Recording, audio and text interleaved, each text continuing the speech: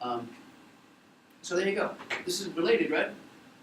So if you're going to create the next new dramatically different bag, so let's go around. You guys just give me your top idea. You guys have already started, so we'll start here again. You give me your top idea. I want the bag that fits in your pocket. It's what? In your pocket. Collapsible or tiny, such a small fabric you can go right in your pocket. Yep. But then somehow opens up in a big way, Yep. and it's sturdy enough to hold a bunch of stuff. Yep. That's good. You put your glove compartment. Put it anywhere. Good. I like it. So, collapsible. Okay, what's your idea? You still like the musician's bag? I like that idea. And what's your idea? Again, Let's touch texture? your bag, yeah. Martin, what's your idea? Like a bag for moving artists. Like I know a lot of For artists moving that artists work on where? the street, like they work like on the street, like in the place, so the bag guy has to move to the department so they can Huh? move it. Artists. Yeah. So parts for different things like paints or brushes or whatever. What do you got there? Oh, I don't have any right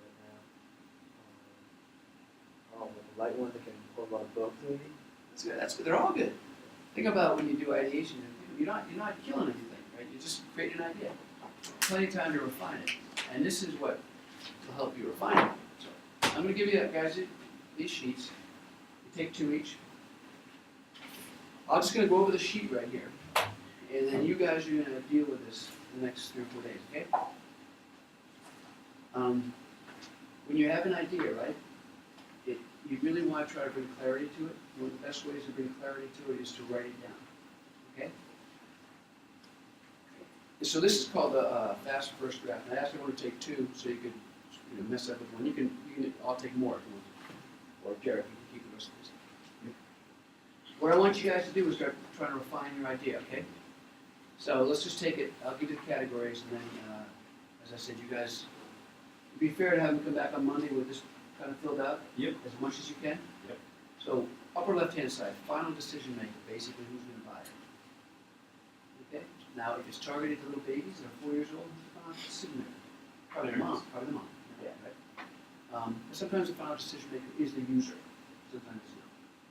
Concept name. It could be, in your case, tiny bag or whatever. Mini bag. Whatever you want to call it. It's not the name of the product. It's just the name of your idea. The decision maker, is it always one thing? Can it be like a lot of things? It's one Or it person. has to be one person? Yeah, one person or a title. Okay. Like moms, 30 years old, or dads, or professors, or whatever. Who is most likely to buy most of it? Now, you might have several different targets. But who's the biggest one? And then a quick description in one line. Okay. Keyword statement, right? Helps you organize it in a very quick way. For what reason? If you were to go and do some digital marketing, you want to get some keywords, right? So you can start thinking about how you might put this on the internet where it's searched. What keywords would be most important? Okay, that's what that keyword statement is. All right, now you're starting to fiddle with it. You want to have a headline. So what does it do? Very, very succinct headline. Here, folds up 100 times smaller than anything else. Holds 100 times more product. So try to add some sort of numeric benefit. Right? That's your headline. Then where's the benefit? What are you promising? So we'll do. Yours is kind of a convenience thing, right?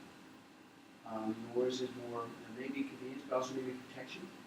Protection of musical instruments. All right, so in your case, you're protecting musical instruments. That's a good benefit, right? 10 times more protection for your musical instruments than anybody else. Why would you believe that? Why would you believe that? Have it, show it,